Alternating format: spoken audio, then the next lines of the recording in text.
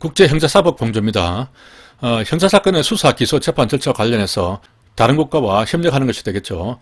상호주의 쌍벌 가능성, 특정성이 있는데 외국이 사법공조를 해준 만큼 동일한 정도로 공조에 응하겠다 하는 것이 상호주의고, 공조 대상 범죄는 양 국가 모두의 법률로 처벌이 가능한 범죄여야 한다는 것입니다. 그리고 공조에 의해서 취득한 증거는 공조한 그 범죄에만 사용을 해야지 그 증거를 가지고 다른 범죄에도 사용을 한다. 그러면 안 된다는 원칙입니다.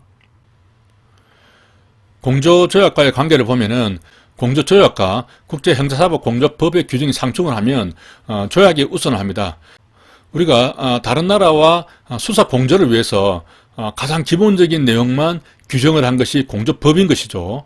하지만은 이 공조법을 토대로 해서 다른 나라와 별도로 공조조약을 맺을 수가 있습니다. 그렇다면은 그 조약이 일반법인 이 공조법보다는 우선한다는 말입니다. 조약을 체결하게 되면 이 법에 포함되지 않은 사항을 공조 대상으로 규정을 할 수가 있죠. 그렇기 때문에 일반적으로 공조할 수 있는 범위가 확대가 되는 것입니다. 축소가 되는 것이 아니라 법이란 것은 가장 기본적인 것만 규정하는 것이죠. 조약을 하면은 새로운 것들도 약속을 할 수 있기 때문에 훨씬 범위가 넓어지는 것이죠. 조약을 체결하면 국제적 협력이 강화되고, 우리나라는 92년도에 호주하고 최초로 이러한 조약을 체결했습니다. 공조할 수 있는 범위를 보면은 사람 물건의 소재 수사, 그리고 서류나 기록에 제공해달라, 서류를 송달해달라, 증거 수집이나 압수수색, 검증을 해달라, 증거물 등 물건을 보내달라, 진술을 들어달라, 그 밖에 요청국에서 정언하게 하거나 수사에 협조하게 하는 그런 조치입니다. 일반적으로 수사에 필요한 대부분의 공조를 할 수 있는 것입니다. 이것하고 대별해서 인터폴 공조가 있었죠. 동전 달라고 사정하는 정도, 이게 아주 간단하게 규정이 되어 있죠. 인터폴 공조는 좀 더 간편하게 바로 인터폴 그 내부망을 통해서 아주 쉽게 간편하게 서로 협조할 수 있는 부분이기 때문에 그 협조하는 내용도 기본적으로 어떤 사실조회에 대한 그런 것들이 주를 이룹니다. 그런데 이 형사사법 공조는 여기서 받은 어떤 증거라든가 물건에 대해서는 재판에서 증거로도 사용할 수 있는 것이죠. 그런 내용이 이제 아래에 이렇게 기술이 되어 있습니다. 이 인터폴 공조로 해서 얻은 어떤 사실이라든가 정보에 대해서는 재판에 증거로 쓸 수가 없습니다. 하지만은 이 형사사법 공조는 그 나라 법무부에서 어떤 사실관계에 대해서 공식적으로 인정을 해주는 그런 서류고 물건이고 하기 때문에 그런 것들을 우리나라에서 받게 된다면은 우리나라에서 재판에 증거로도 쓸 수가 있는 것이죠. 증거 능력이 있는 겁니다. 그러니까 서로 그 비중이 다르죠.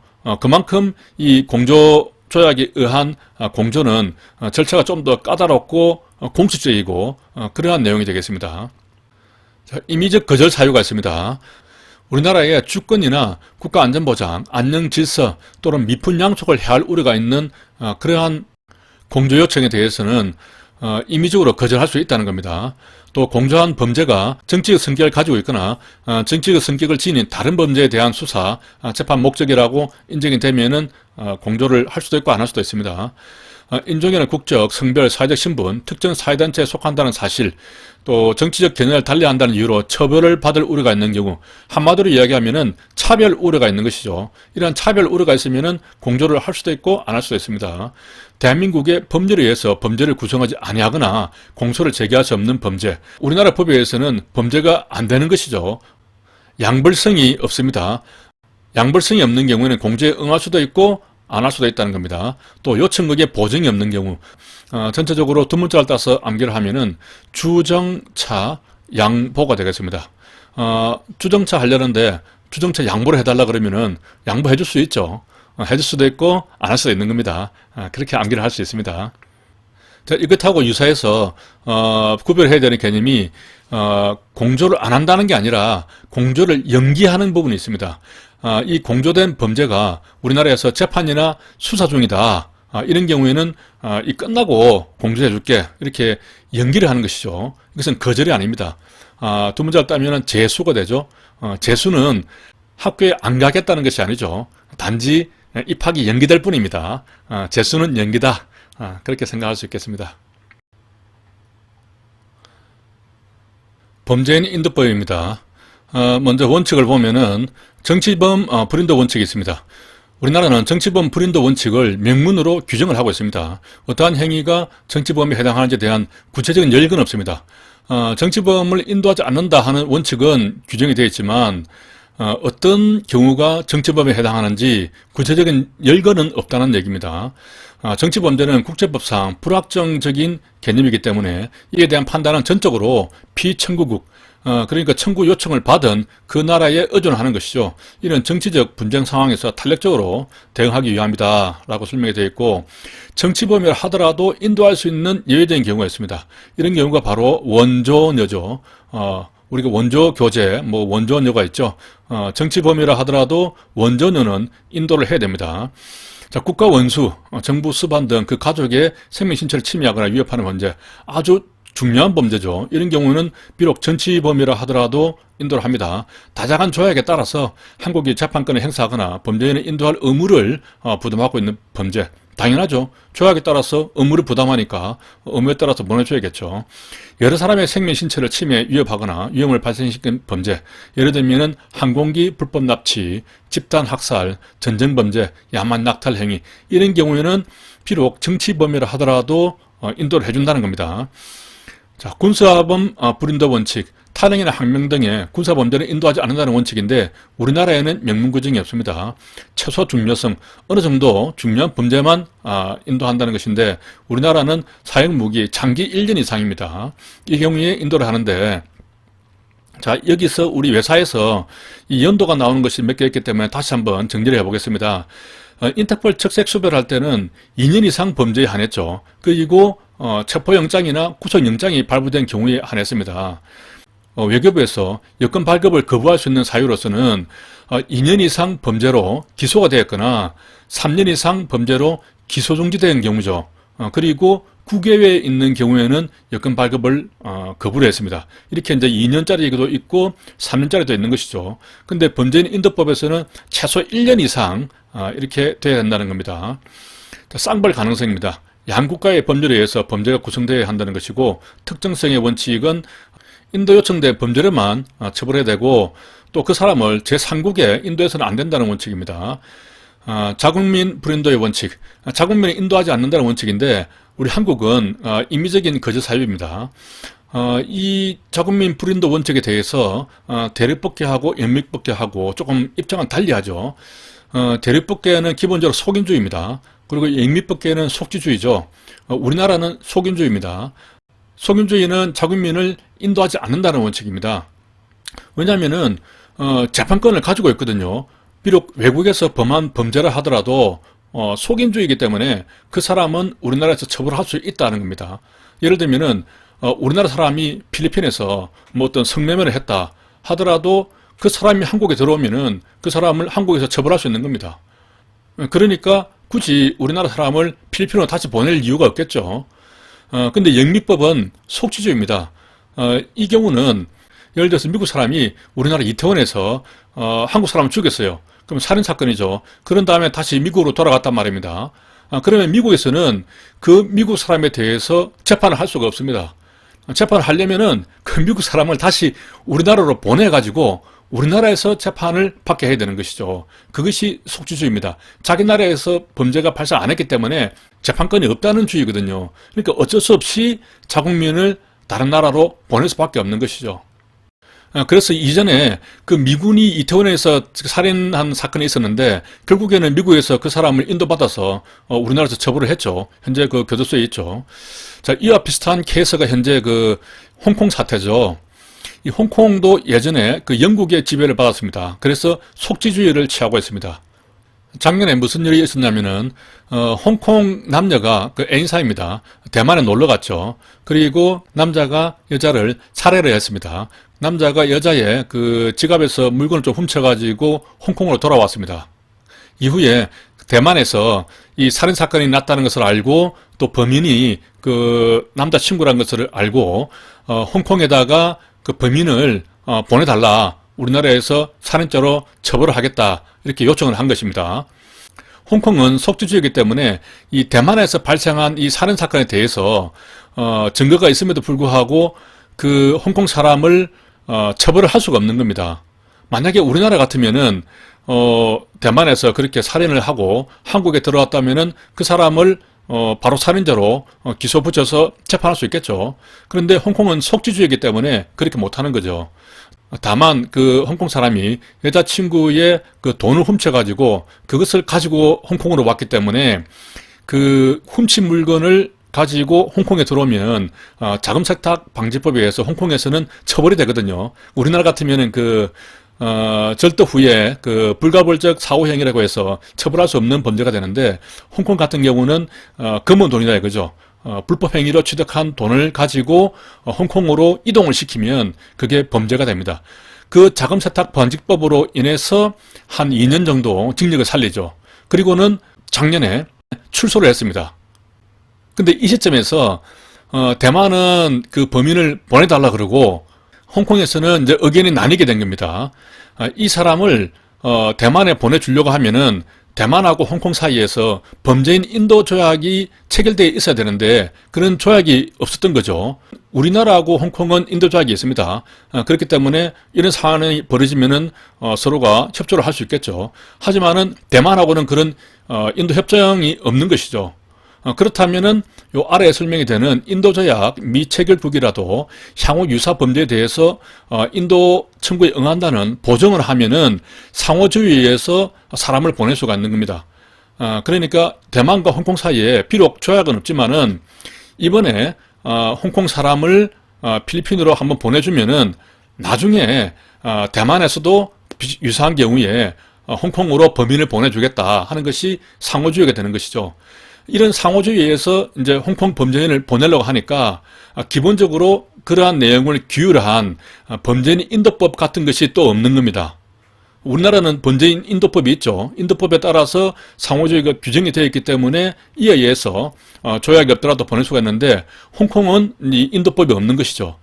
그래서 이제 친중국파에서 이 기회에 범죄인 인도법을 만들자라고 이제 해서 범죄인 인도법을 제안을 했고, 이제 야당 측, 그 인권을 중시하는 측에서는 이 범죄인 인도법을 만들어서 상호주의에서 범죄인을 주고받으면은 결국은 중국의 탄압을 피해서 홍콩에 숨어있는 이런 민주주의 인사들이 체포가 되어서 또 중국으로 보내지게 되는 그런 결과를 낳을 것이다.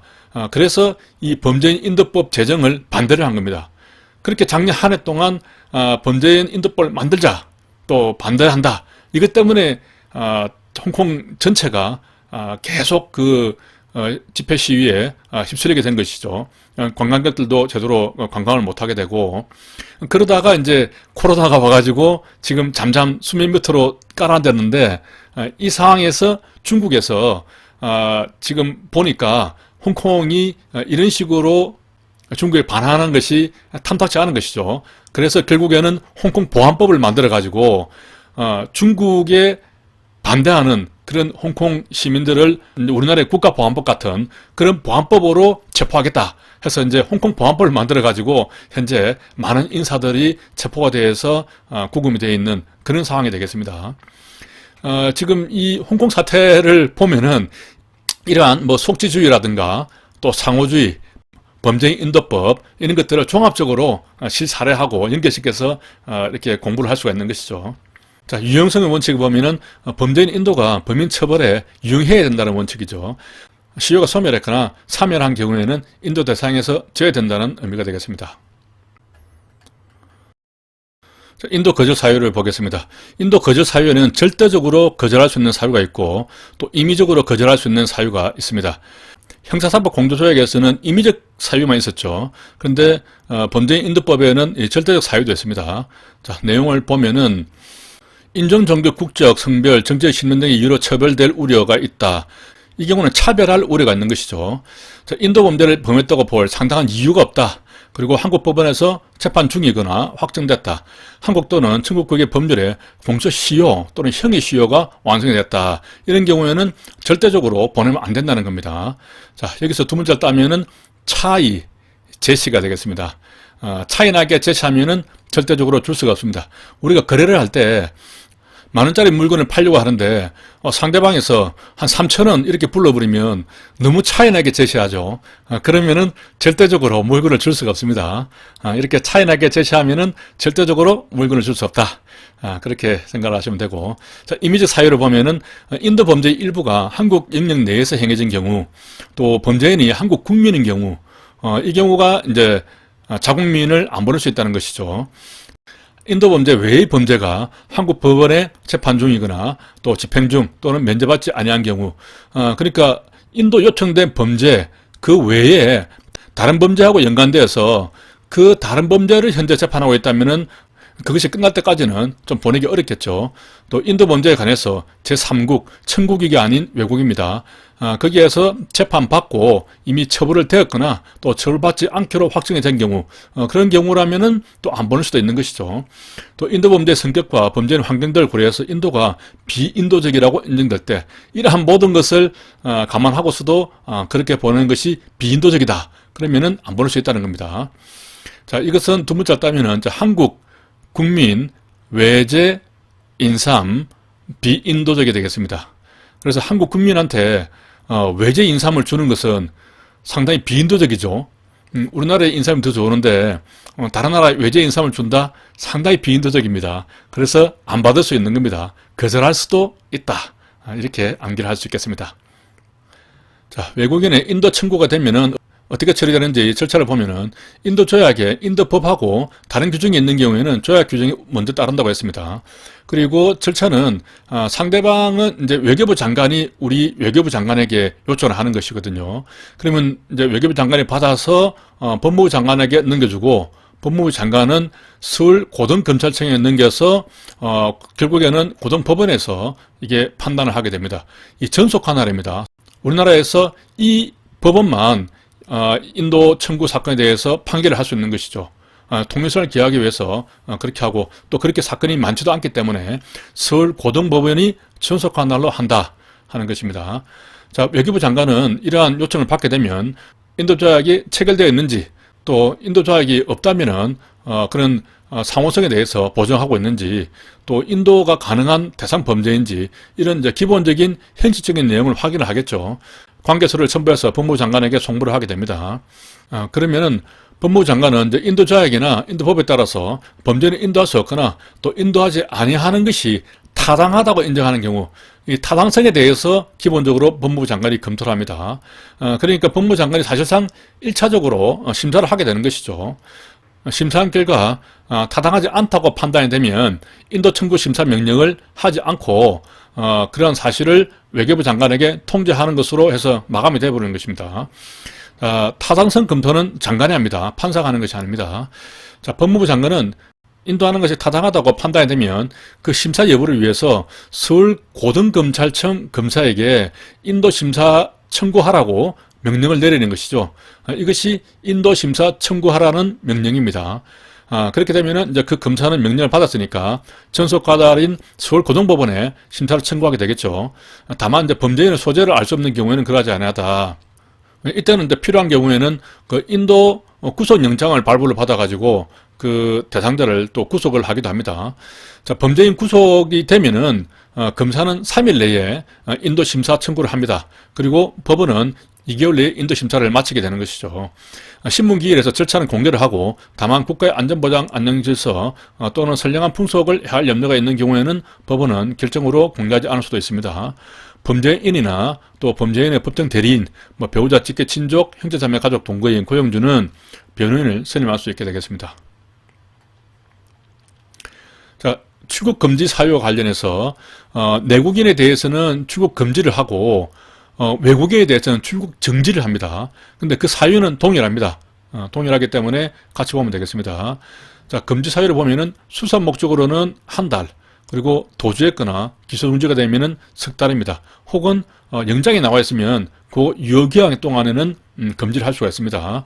그리고 수사 이외의 사유로서 형사재판이 계속 중에 있다. 또 징역이나 금고 집행 중이다. 집행 중이면 교도소에 있잖아요. 어차피 못 나갑니다. 또 세금이나 벌금을 면함했다. 이런 사람들은 나갈 수가 없는데 금지할 수 있는 기간은 기본적으로 6개월이죠. 6개월 이후에 또 연장을 하고 그런 식으로 할 수 있겠습니다. 이 전체를 암기를 하면은 수도, 형사, 집세, 미납이 되겠습니다. 셀 수도 없이 형사가 집세를 못 내면은 1개월, 3개월, 6개월이죠. 일상육입니다. 일상적으로 육고기를 먹을 수 없겠죠. 일상육 금지가 되겠습니다. 자, 아래를 보면은 출국 금지 사유에 해당하면은 출국은 무조건 금지해야 되느냐? 아니죠. 할 수 있답니다. 사안을 봐서 출국 금지를 할 수도 있고 아니할 수도 있습니다. 참고로 외국인 테러 전투원으로 출국할 의심이 있으면은 관계장관은 법무부 장관에게 90일간 출국 금지 요청을 할 수가 있죠. 자, 외국인의 경우에 동일한 사유로 출국 정지할 수가 있습니다. 앞에서 나왔지만은 세금이나 벌금 미납에 대해서 강제 퇴거가 되는 것이 아니라 출국 정지를 시켜서 돈을 받아야겠죠. 자, 기타 관련 내용을 보면은 자, 외국인 근로자의 고용도에 관한 법률입니다. 외국인 근로자는 입국한 날부터 3년 범위 내에서 취업을 할 수가 있죠. 그리고 3+2입니다. 1회 한해서 2년간 연장을 할 수가 있습니다. 그렇게 기간이 완전히 만료가 되면은 일단 출국을 했다가 6개월 후에 다시 들어올 수 있습니다. 외국인 근로자의 고용관리 등을 의결하기 위해서 국무총리 소속의 외국인력정책위원회를 둡니다. 자, 이것하고 비슷한 게 국무총리 소속의 다문화가족 정책위원회를 둔다 하는 부분이 있었죠. 자, 이 두 부분이 다 우리 공제의 실무종합에서 문제화되어 있기 때문에 조금 유익 있게 보고 국무총리 소속이라는 것도 기억을 하시기 바랍니다. 자, 밀항 단속법을 보면은 밀항이라는 것은 관계기관에서 발행한 여권, 선언수첩, 그 밖에 출국에 필요한 유효한 증명 없이 대한민국 외 지역으로 도항하거나 국격을 넘는 것이죠. 2선 2기란 대한민국 외 지역에서 우리나라 바깥에 있는 곳입니다. 뭐 공연상이 되겠죠. 그런 곳에서 무단 이탈하는 경우를 이야기합니다. 자, 밀항이나 2선 2기한 사람은 3년 이하 징역, 3천만 원 이하 벌금에 처하고 사법경찰관리가 이 법을 위반한 사건 수사할 때는 지체 없이 그 사실을 여기에다가 통보를 해야 되겠습니다. 밀항 또는 2선 2기한 사람으로서 제 공간에 자수 귀환했다. 또는 밀항이나 2선 2기에 착수했다가 그리고 자수한 사람, 아무튼 자수한 사람이죠. 그런 사람에 대해서는 형을 감면할 수 있습니다. 할 수 있다는 것이 필요적 감면 사유가 아니죠. 우리 법에서는 대부분 임의적 감면 사유입니다. 필요적 감면 사유는 이 국가보안법이죠. 복습을 하면은 불고기집에 친척이 오거나 또 고자방에 있는 장애인들은 반드시 감면을 해줘야 된다고 했습니다. 불고지죄에서 친척이 관계되거나 혹은 다른 사람을 고발하거나 자기가 자수하거나 또 다른 사람 범죄를 방해한 그런 고자방에 대해서는 필요적 감면 사유죠. 항공보안법 사항에 항공기 탑승 거절 대상자가 있습니다. 보안 검사를 거부하는 사람, 또 음주로 인해서 소란 행위를 하거나 할 우려가 있는 사람, 항공보안에 관한 업무를 담당하는 이러한 기관으로부터 안전 운항을 해야 할 우려가 있어서 탑승 거절할 것을 요청을 받은 사람, 그런 사람에 대해서는 거절할 수 있는 것이죠. 그 밖에 이제 항공기 안전 운항을 해칠 우려가 있어서 국토교통부령으로 정하는 사람입니다. 법무부령이 아닙니다. 이것은 항공보안법이니까 국토교통부령하고 관계되겠죠. 자, 여기서도 이 법률에서 대통령령을 거치지 않고 바로 그 시행규칙, 그러니까 국토교통부령으로 바로 위임한 사안이 되겠습니다. 우리 실무종합에서는 4개가 나온다고 했습니다. 자, 복습을 하면은 지구대 파출소 설치 기준에 대해서 행안부령으로 바로 위임을 해버렸죠. 대통령령을 거치지 않고 복제 관련해서도 행안부령에 바로 위임을 했습니다. 그리고 귀화에 있어서 품행단정의 요건도 법무부령으로 바로 위임을 해버렸죠. 그리고 이제 이번에 국토교통부령으로 위임한 이렇게 4가지만 있습니다. 이렇게 제가 강조하는 이유는 이런 문제가 있습니다. 아래에 보면은 국제회의 산업 육성에 관한 법률이 있는데 여기서도 우리 공제에 실무정에 보면은 국제회의를 정의하면서 이렇게 쭉 나가다가 대통령령으로 정하는 종류와 규모에 해당하는 것, 이것을 문체부령으로 정하는 이렇게 틀린 지분을 바꿔냈습니다. 이렇게 대통령령을 거치지 않고 바로 이렇게 시행규칙으로 내려가는 경우는 4가지밖에 없다고 했으니까 이런 것은 틀렸다는 것을 바로 알 수 있는 것이죠. 자, 이어서 보면은 국제의 산업은 뭐 국제의 유치와 개최에 필요한 이러한 것과 관련된 산업, 국제의 전단 조직, 그러한 사업을 수행하는 조직, 국제회의 산업 육성 기반, 이런 것들이 되겠습니다. 한번 읽어보시기 바랍니다. 자, 마지막으로 국기의 관리 및 개항입니다. 국기는 매일 24시간 개항할 수 있죠. 국기와 유행기를 같이 개항할 때는 앞에서 봤을 때 왼쪽에 유행기가 들어갑니다. 유행기를 더 예우를 해주는 것이죠.